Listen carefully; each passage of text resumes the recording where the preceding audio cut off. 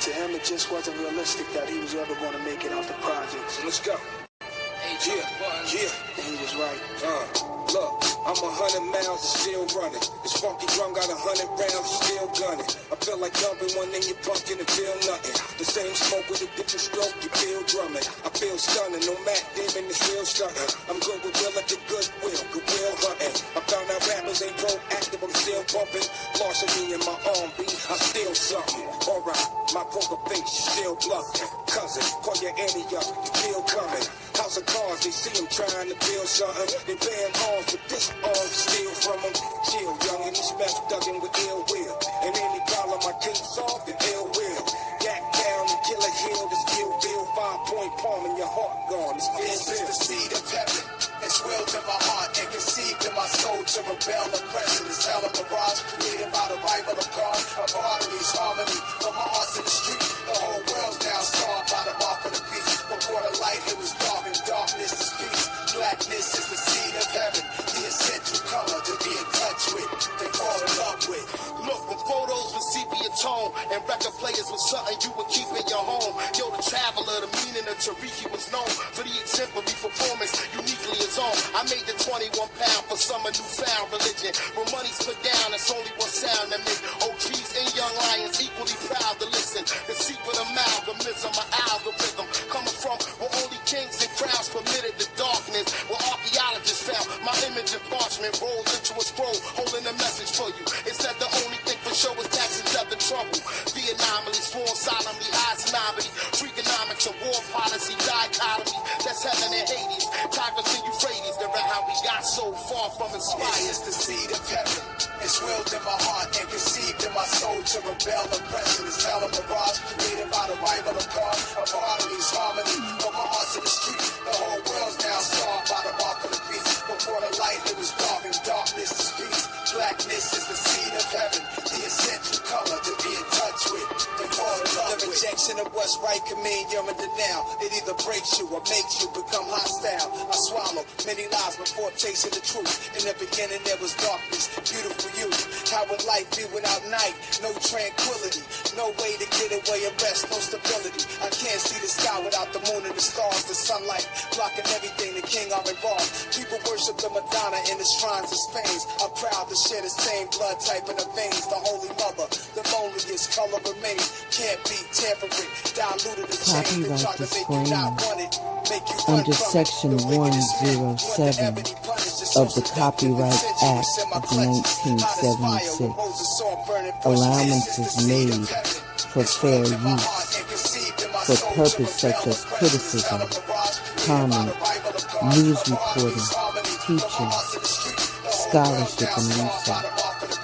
Fair use is a use permitted by copyright statute that might otherwise be infringing.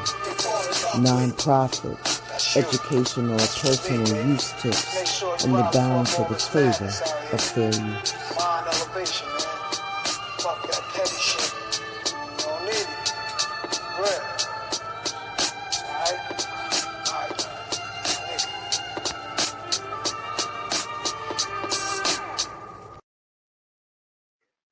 Our children is our greatest gift.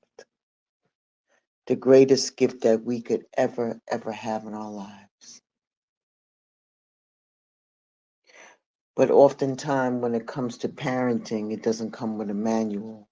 So you rely on what you have learned or do the opposite of what you have experienced when you was a child. Have you ever thought about how your words and your actions can impact a child's mind and a child's soul? What if the way we talk to children could shape their entire future? Have you thought about that? We have a tendency of talking down to our kids. And when we see a child who is 1 or 2 years old, we often think of them as just a baby. A baby. We talk to them in gibberish. We thinking that that's the only way that they'll understand us. But what if I told you that a child's soul is much older and wiser than their little body?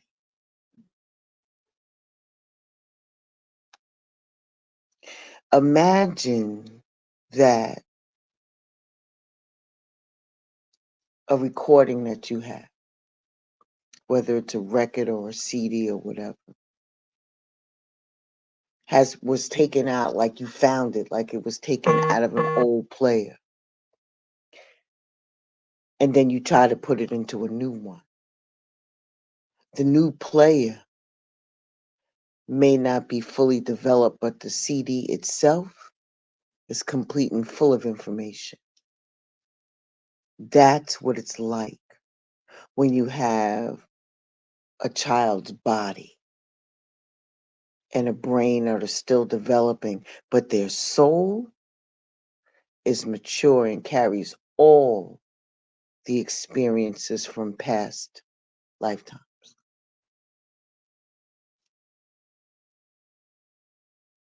We must communicate with our kids as mature souls,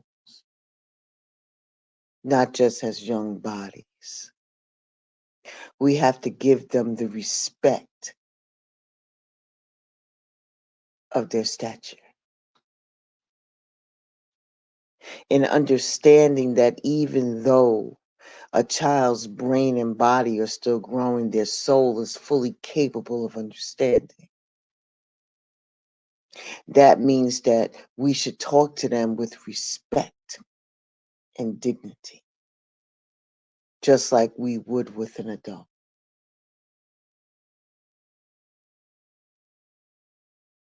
When you have, like, say, for instance, a grandfather who's around the child, and that child knew in their soul that something wasn't correct, and the child started crying and crying and crying and crying until that grandparent came back.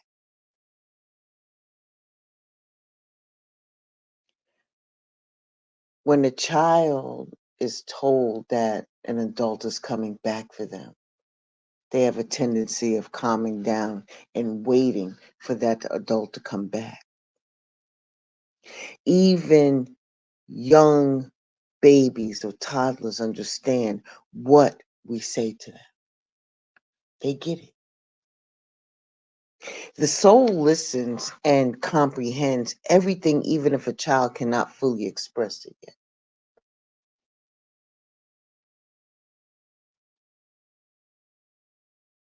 As parents, we believe that disciplining a child involves scolding or even hitting.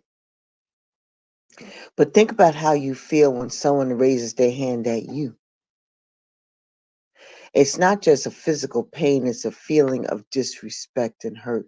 And the same thing happens with our children. When we hit our child, we crush their developing self-respect and self-esteem, all in the name of discipline. Imagine that a soul that was respected and treated with dignity in its past life suddenly began being scolded and hit. That's a shock to that child's soul and a very hurtful experience. And that can lead to emotional wounds that are hard to heal. Raising your hand at a child not only physically hurts them, but emotionally scars them, which can last a lifetime.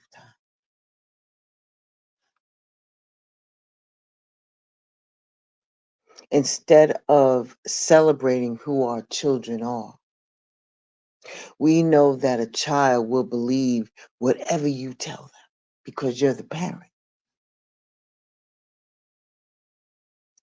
And if we keep telling them no, no, no, no, that they can't do anything right, they start believing that shit. And this shapes their self-image and their future. But on the other hand, if we tell them how wonderful they are, how intelligent they are, and how capable they will grow confidence and self-respect.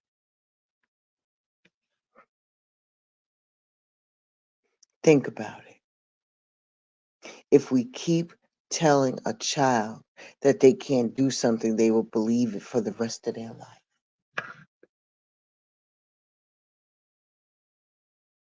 We should always give them positive reinforcement, empowering them to believe in their own capabilities and not to ignore the emotional wounds.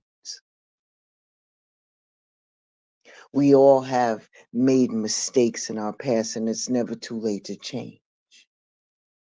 But we can start speaking positively and empowering our children today. Tell them how good they are, encourage them, and build their self-esteem. If you have criticized your child before, change your approach now. Use positive words and thoughts. Every word you speak should be a blessing, not a curse. Even if your child makes a mistake, help them rise with encouraging words. And whatever you do, don't publicly shame them. I know that in our quick judgment and our reflexes, we will pop a child. If they do wrong, we give them the look. And scolding them or hitting a child in front of other people, they're going to remember that for the rest of their life. You hurted their dignity and their self-respect. How do you feel when people correct you or reprimand you publicly in front of all of your friends? That's embarrassing, and you know it, and damaging to your own self-esteem. So always correct and guide your children in private to maintain their dignity. Don't underestimate the child's past experiences. You know, when we always run around and say, you know, that child been here before. 9 times out of 10, they have. Every child's soul carries an experience from past lifetimes, and they may have been a respected elder or a leader, suddenly finding themselves in a small developing body and being treated without respect can be confusing and hurtful. Remember that the soul has wisdom, and deserves respect regardless of the current physical age of the child. In essence, disciplining children doesn't mean scolding or hitting them. It means guiding them with love, respect, and understanding. Remember, we are not just dealing with a young body and a brain, but a mature soul that understands everything. So let's choose our words wisely and build a positive future for our children. Ashe, Ashe. Blended, my kids are older than that. Listen, I ain't got no young babies at home. What am I supposed to do now if the damage has already been done? You have to learn how to strengthen your bond with your adult child. And that can be a journey filled with rewards, but also unexpected challenges. And you already know that, man. And as your child navigates through all of the different things that happens to them in adulthood, our dynamic changes a little bit. It will transform.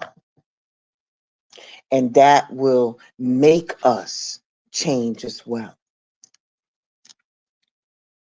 The dynamic from them being young people into young adults, they still need guidance. They still need respect. They still need to be talked to with dignity. It's never too late to gain some of that back. And as they navigate through all of these new things, you have to ebb and flow with them in order for you to maintain and deepen your relationship with them. It's never too late.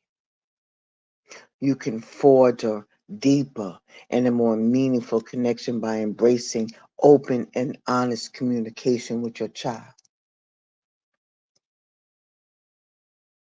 Get into what they get into. Get into some type of shared activity with them and respect their independence. Open and honest communication is what they need. Children are not dumb by far. We all know. We know more when we were little, even up to because of the observation, because we were learning from y'all, right? They were learning from us. Communication, beloved, is the lifeblood of any relationship, especially between the parents and an adult child. And maintaining an open dialogue will bridge the gap and foster mutual understanding. Because they're looking at you as you're the parent and you're the adult, but you don't know everything. And you're looking like them, like grasshopper. Let me teach you. They probably learn more shit out in the street than you know. You feel me? Or from their peers. You have to learn to start actively listening to them and sharing their thoughts and feelings in a non-judgmental way. Did you hear what I said? Non-judgmental. The kids that we grew up to be are totally different from where we are today. They have more access to a lot of different things. But what they remember is you sharing quality time with them. Transparent moment. I was in the car with my daughter yesterday. And all I wanted to do the whole time I was in the car with her was like, can you please pull over so I can drive? Sensing my slight aggravation, she turned around and said to me, you don't like spending time with me. And I was like, what? Nah, you're a cool kid. Nah.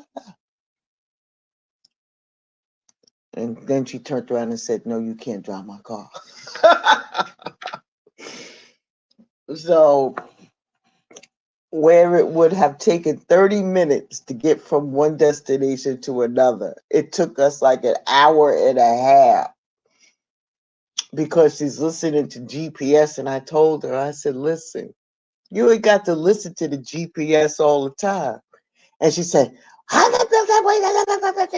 said, okay. I just sat back in the car, man, still wanting to get the wheel. Are you sure you don't want me to take that wheel? Nah. But she's learning. So know that they are paying attention to everything that you're feeling, whether it is out verbally or by your body language. I had to reassure my child that I do like spending time with her, and I respect her. And I had to let her know that I support her independence. of what she's trying to formulate as she's knocking her head against the walls as she walks. You know how toddlers walk into stuff and hit things. There's nothing I can do to hold her from that. The only thing I can do is offer if she asks. Because as soon as you jump in the gate and you start telling them what to do, they looking at you like you got 15 heads. Here's the thing. You have to strengthen your relationship with your adult child. And that depends on your courage.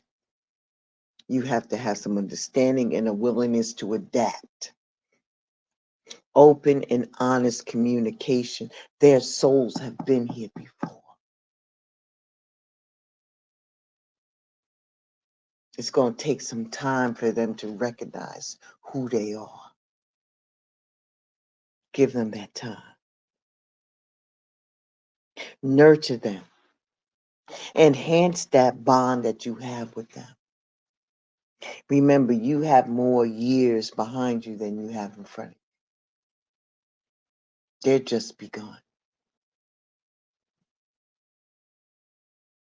I know they may not be listening to you as you think.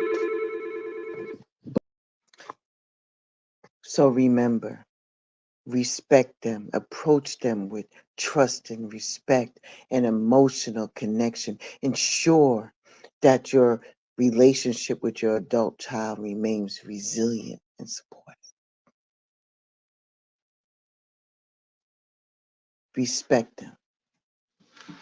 Listen. Even though you feel as though that they're not listening to everything that you're saying, they do listen to everything that you say. Ashe. Ashe. I want to thank you for stopping by Blended Healing on today. Be well, stay safe. And I shall see you all very, very soon. I'm 100 miles still running. This funky drum got 100 rounds still gunning. I feel like dumping one in your pumpkin and feel nothing. The same smoke with a different stroke, you feel drumming. I feel stunning, no Mac Damon is real stunting. I'm going gorilla to goodwill hunting. I found out rappers ain't proactive, I'm still bumping. Larceny in my arm beat, I still something. Alright, my poker face still bluffing. Cousin, call your Annie up, you feel coming. House of cards, they see him trying to build something. They playing arms with this arm, steal from him. Chill, young, and this meth dugging with ill will. And any problem I can't solve, then ill will. Yak down and kill a hill, this ill bill. 5-point palm in your heart gone. This is the seed of heaven. It's willed in my heart and conceived in my soul to rebel. Oppression is hell of a mirage created by the rival of God. A body's harmony from my heart's in the street. The whole world's now scarred by the mark of the beast. Before the light, it was dark, and darkness is peace. Blackness is the seed of heaven, the essential color to be in touch with, to fall in love with. Look, from photos with sepia tone and record players with something you would keep in your home. Yo, the traveler, the